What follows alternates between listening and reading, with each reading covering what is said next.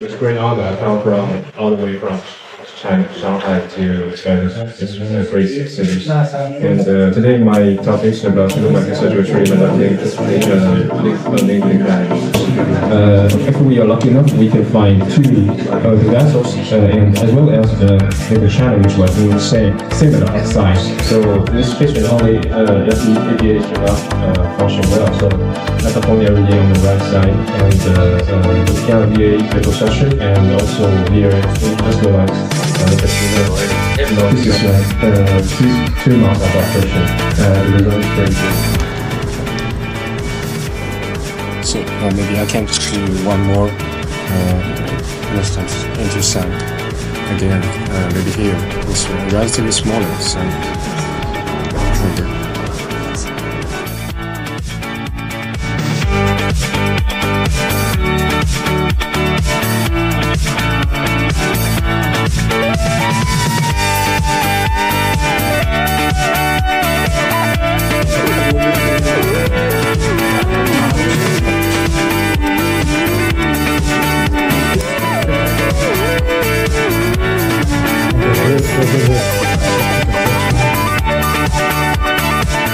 We are doing high quality LBS end to side, end of the vein and side of the lymphatic. So the lymphatic is bigger than the vein, and it's kind of a high quality anastomosis because there was no backflow of the screen also, and him doing the anastomosis, and make sure that me and everybody is there. What about the cameraman? The next speaker is Dr. Yi Zhong, plastic and reconstructive and lymphedema surgeon.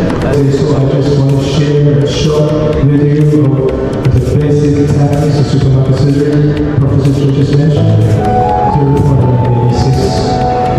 So I managed it, so I used the French on this video.